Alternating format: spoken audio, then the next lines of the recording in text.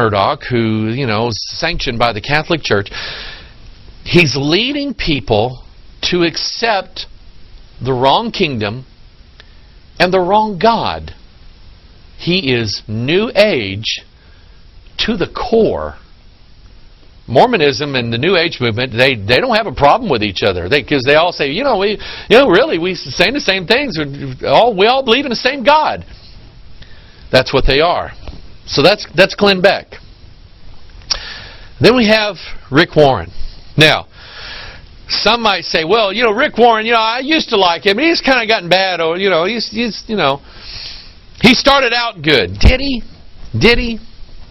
See, Rick Warren and a guy named Leonard Sweet, you need to get this guy. They teamed up a long time ago, okay? Back in the young days. They worked on a thing called the Tides of Change. Writing the next wave, okay? The Aquarian wave. Writing the next wave in ministry. This was, at one time, maybe still is, I don't know, currently on Rick Warren's Ministry Toolbox website are dozens of quotations, endorsements, and current affiliations with Leonard Sweet and others. Leonard Sweet is a guy, he's showing up at all the new emergent church conferences, and he's leading the way. Leonard Sweet wrote a book called Quantum Spirituality. Here are some things that Leonard Sweet said in Quantum Spirituality. He said, mysticism, once cast to the sidelines of the Christian tradition, is now situated in postmodernist culture near the center. In the words of one of the greatest theologians of the 20th century, Jesuit philosopher, stop right here, Remember, Rick Warren works for Rupert Murdoch, who is a Knight of Malta, part of the Roman Catholic Church. Leonard Sweet, Jesuit theologian. There is no such thing as a good Jesuit theologian. Okay? Anyway, in the words of one of the greatest theologians of the 20th century, Jesuit philosopher of religion, dogmatist Karl Rahner, the Christian of tomorrow will be a mystic. You know what that means? He will believe in the mystery religions. He will be part of ISIS, unveiled. Mystery Babylon the Great, the mother of harlots. And oh, by the way, mysticism has everything to do with, instead of praying to God, you channel God. You intuit God, because God is not up in heaven. He's inside of you.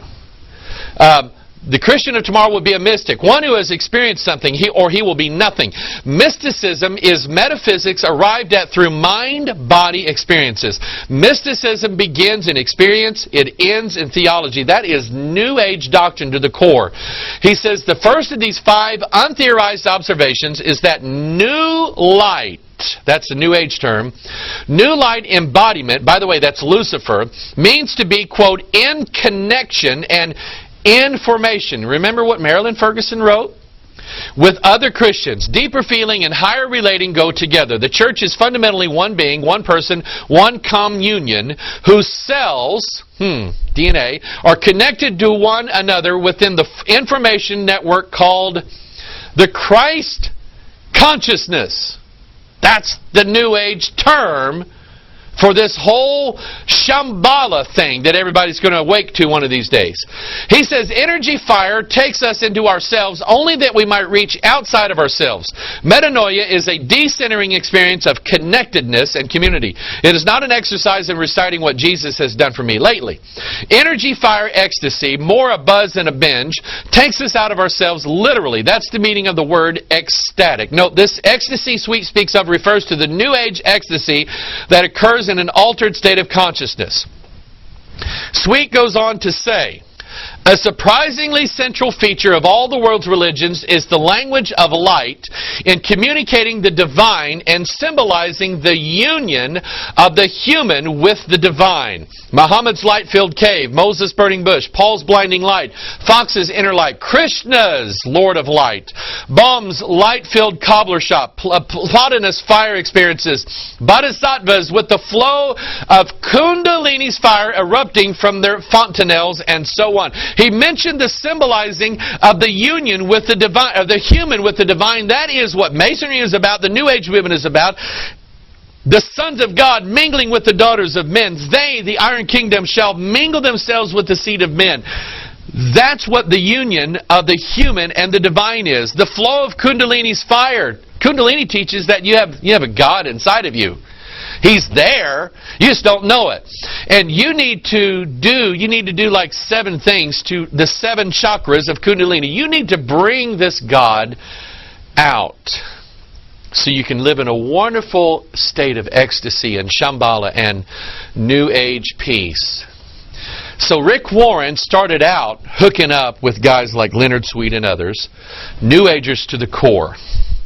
People that were hearing from, not the Bible, but people that were hearing from devils, from familiar spirits. See, when you go into this trance and you meditate, that's who you're listening to. You're listening to familiar spirits, devils. That's who you're listening to. I don't know how many people sent me an email on this. Pastor Mike, you have got to take a look at this. And I did. And we're going to deal with it. Rick Warren is a false prophet. Those who have followed the purpose-driven life, the purpose-driven church, the 40 days of purpose, and all the vomit and the garbage that flow out of Saddleback Community Church and others around the country and around the world need to stop following this guy. He's got a curse on him. There's something wrong with him. Just recently, he comes out with a new plan. He says in his website, I can't tell you how excited I am about the Decade of Destiny and what's coming up at Saddleback. Next weekend, we're launching the Daniel Plan. Comes out of the book of Daniel, okay? The Daniel Plan, a 52-week plan to help you become physically healthier. Some of the details are below, but watch the videos to find out more. So I looked at one of the videos, and here to help him with his Daniel Plan to help you feel better are 3 doctors. Now remember, Marilyn Ferguson said that we have New Agers that are doctors. Is that these doctors here? We'll find out. Dr. Amen, Dr. Hyman, and you've probably heard of Dr. Oz, okay?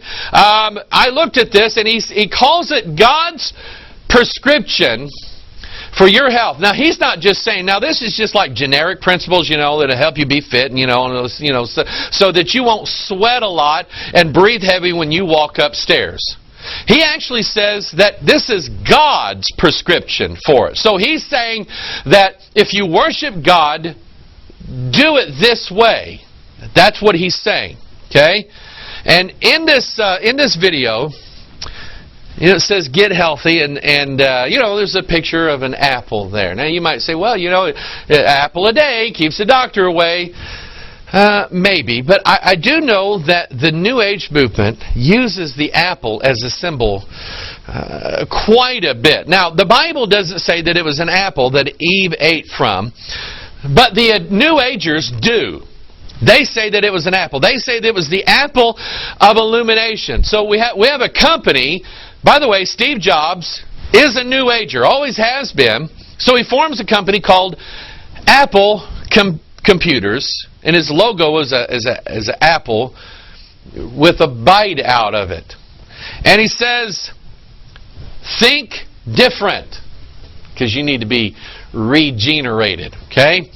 The word Avalon, you know what that means? Avalon itself was the bridge to the underworld. Okay? The underworld is where all the gods were, and if you wanted to connect with them, you had to go to Avalon. Okay? Avalon is the old word for apple. The Christian group called Avalon. I never got that. Why? Why did they name themselves after the bridge to hell?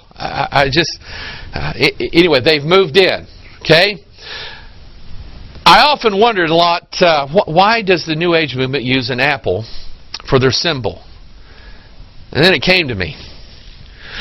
There's a pentagram on the inside of it. Lucifer's 5-point plan. I will ascend to heaven. I will exalt my throne above the stars of God. I will sit also upon the mount of the congregation in the sides of the north. I will ascend above the heights of the clouds. I will be like the Most High. That has his symbol in it. Now, if you want to look at the reverse of it, God created the apple. He put that 5 in there to show us grace. 5 is the number for grace. And Israel is the apple of God's eye. He's going to have grace on them one of these days. So he mentions a doctor by the name of Dr. Daniel G. Amen. Okay.